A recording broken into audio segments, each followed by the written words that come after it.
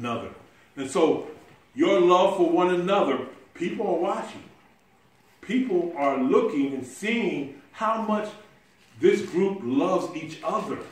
And just like a fire, when a fire goes on, everybody want to see a fire. They want to see what the fire is doing. And when there's a fire of love going in the midst of a group of believers in fellowship, man, people are they are attracted to the fire, and they want to know what's going on. And just like that Philippian jailer wanted to know, wow, what are you doing? You're praising God, and you're under persecution, and you got whipped, and you're in a dungeon, and you're still singing praises to the Lord. Man, what you have, I want.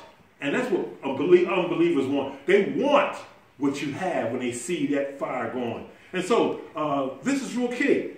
Another thing about love, a new and old commandment is given. In John 13, verses 34 to 35, it says, "A new commandment I give unto you, that ye love one another, as I have loved you, that you also love one another. By this all men know that ye are my disciples, if you have love to another." Love for one another. Love is a tremendous compensation of fellowship. Wow! This is the payoff. Love. The payoff for fellowship is unity. The payoff for fellowship is power. The payoff for fellowship is love. Then there's a last compensation. The payoff or the compensation for fellowship is sharing. Sharing materially, emotionally, and spiritually as needs that are met. There are no government programs in the early church. There was no self-help programs through the early church. There was not even a welfare program when the needs were great. Believers that were more fortunate demonstrated their means by sharing. They just shared. The things that they had in possessions of themselves, they gave away. They didn't charge them. They didn't sell it. They didn't put people in debt. They just gave it away.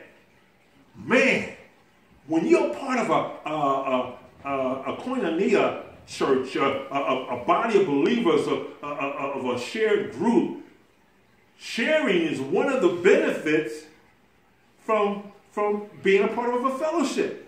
You just share things that you need.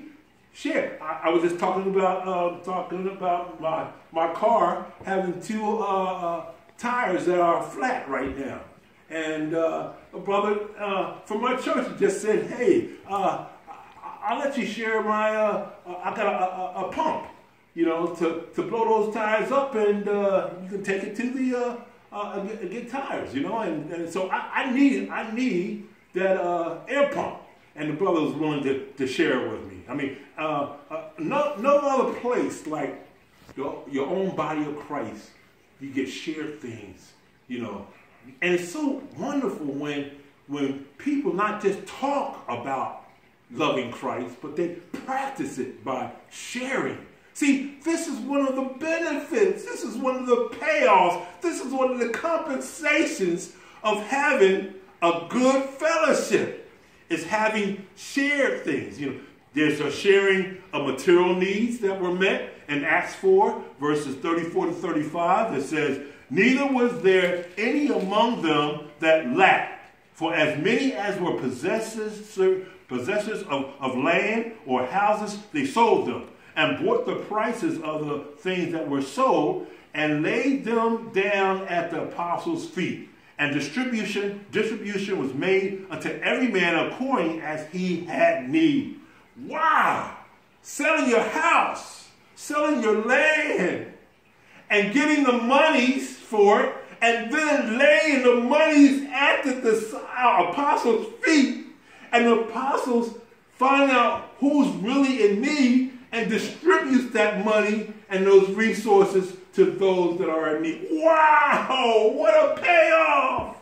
I would love to have lived in a time when those believers were just sharing things like that. Wow. They didn't need no welfare system. They didn't need no self-help programs. They didn't need no government programs. They had the body of Christ. They had the people there. So material things were met. Emotional needs were met. In 2 Corinthians 7:6, Paul tells how Titus comforted him. Nevertheless, God that comfort those that are cast down, comfort us by the coming of Titus. Titus had comforted Paul when things were down for Paul. He and just receiving the brother, brought comfort. Paul was lonely and needed comfort, and Timothy came.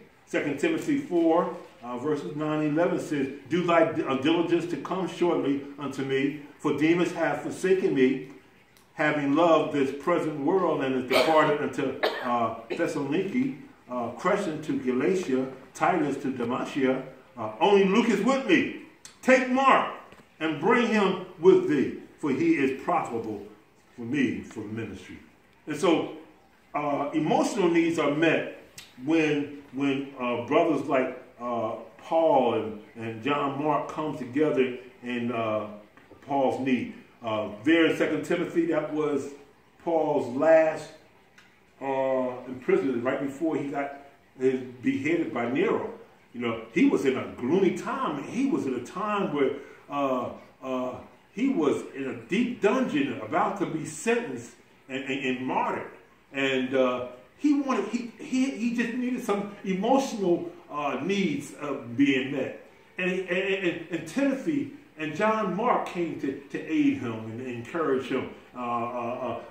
It's wonderful when you're down and out and you got a brother and a sister that will come and just be there for you and fellowship with you. This is one of the payoffs and the compensation of having koinonia, good fellowship. Then 1 Thessalonians 5:11 says, encourage one another. Encourage one another. How we should be encouraging one another. Fellowship payoffs when we are equipped to meet each other's needs. That's real key. That is real key. There are spiritual needs that were met. Galatians 6:1 says, "Brethren, if a man be overtaken in a fault, ye which are spiritual, restore such a one in the spirit of meekness, considering thyself, lest thou also be tempted." Rescue a brother that is trapped in sin. A lot of times we look at someone who's trapped in sin as a believer, and they want help. We are to help them spiritually by going to them and going them in a spirit of meekness, trying to get them away from that situation. James 5 verses 19 and 20 says, "Brethren, if any of you do err from the truth, and one convert him, let him know that he which converteth a sinner from the error of his ways shall save a soul from death and shall hide a multitude of sin."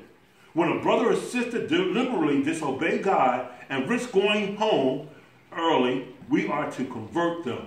See, there are people, Christians, who don't want help. They're in their sin and they are satisfied with their sin and they turn away from God. And we should try to convert them and try to turn them around, because God is going to chastise them. And the way he chastises believers that remains in sin, he sent them home early. They go home. They die in the Lord. Amen. God said he will cause you to have an early death so you won't shame his name. But we need to try to convert that individual, turn him around so he won't have an early death, and God judges him. So this is real key. Hebrews 3:13 says, "But exhort one another daily while it is called today, lest any of you be hardened through the deceitfulness of sin." See, sin will harden your heart. And we are to be exhorting one another. We are to encourage one another so that that sin won't set its root in our brother and sister's heart. This is one of the payoffs for having a close-knit fellowship. It's a spiritual needs that are met. You know, only in the body of Christ can we have this taken care of, our spiritual need taken care of by another brother and sister. How about Aquila and Priscilla performed a spiritual service for Apollos in Acts 18 for verses 23 to 27. Apollos was a mighty preacher, but didn't have his theological puzzle together. But Aquila and Priscilla explained the way of God more accurately to Apollos. See, Apollos needed a spiritual, theological support. He needed someone to encourage him spiritually, theologically. And Aquila and Priscilla did that. And Apollo was more dynamic in his preaching because he preached the truth after he was changed and ministered to by Aquila and Priscilla. Now, in conclusion, even though everything rises and falls on leadership, in order to have a dynamic fellowship with all of the compensations, the believers must engage in koinonia. Koinonia is when believers share their lives and their substance with one another in the body of Christ. Now, if we as disciples of Jesus Christ will follow him with one mind and one heart, with everybody doing his or her part, we will see God send us a payoff beyond anything we can imagine. Wow! The payoff for having a genuine biblical relationship when koinonia occurs in fellowship. Remember, it's unity, power, love, and sharing. All the compensation of fellowship, which is an absolute necessity for following Jesus Christ. This is the compensation. These are the compensations of a koinonia fellowship. Unity, power, love, and sharing. Should we all engage in Christian fellowship and biblical fellowship in koinonia so we can get that payoff, so that we can follow Jesus Christ more effectively. May the Lord bless this message.